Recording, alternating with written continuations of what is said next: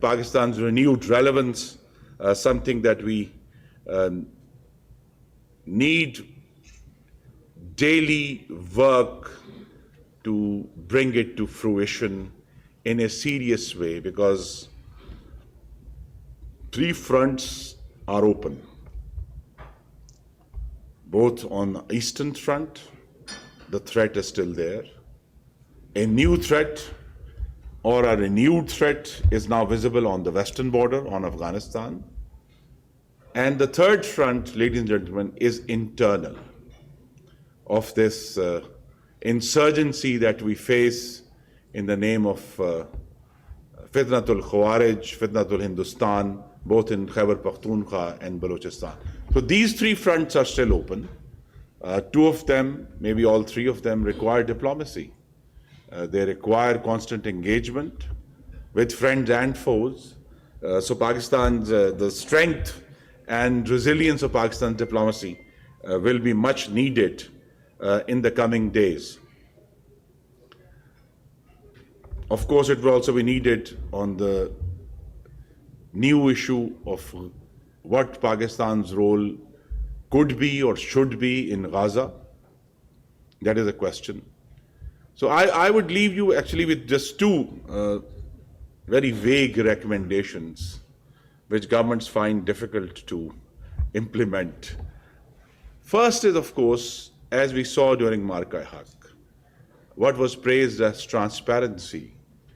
I think our government and the state needs to do a vastly better job of enunciating Pakistan's interests. So it has to be not only in the media, but also in parliament, in the Senate, in the National Assembly, to clearly come out and say what Pakistan stands for. Otherwise, in the 21st century, one leaves vacuum for trolls to fill, who of course are not bound by any national interest, are bound only by their need to earn dollars through likes and retweets and the sort. So this communication space is extremely important as we go forward on these three fronts. And secondly, I will not teach diplomacy to diplomats, very distinguished diplomats sitting here. I can only request the leadership for boldness, particularly with our South Asian neighbors. We need to be, even if, there are always people who say, if you do this, it's this dangerous, or this is bad, or this is awful. But this is a time that calls for boldness in stepping out, in offering genuine regional and economic cooperation to our South Asian neighbors, to our Central Asian neighbors. And that's why Afghanistan is so important to resolve, because we need an access to Central Asia. But this talk that we've heard now for 3.5 years, we need to walk the talk of geoeconomics, ladies and gentlemen.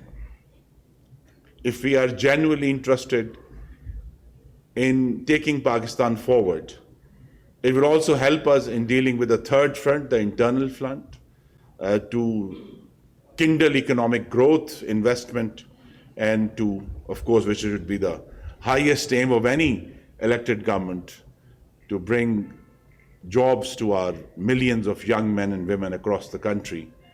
That will strengthen Pakistan. The diplomats have always been there, and now that they are led by leaders of courage, I believe Pakistan's diplomacy can once again reclaim the glory days of the 50s and 60s.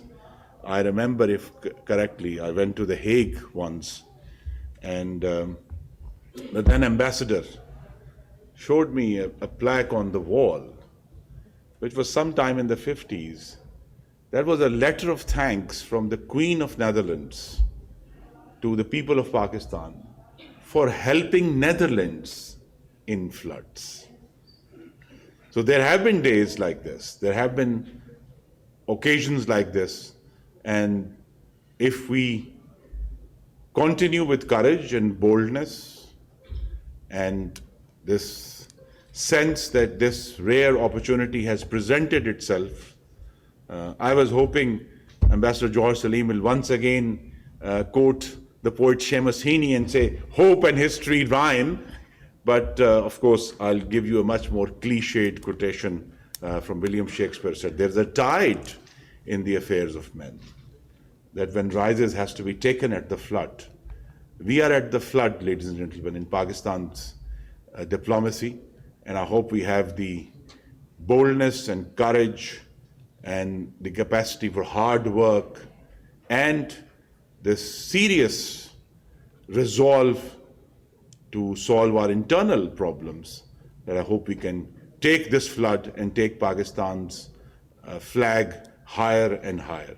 Thank you very much, Pakistan Payandar.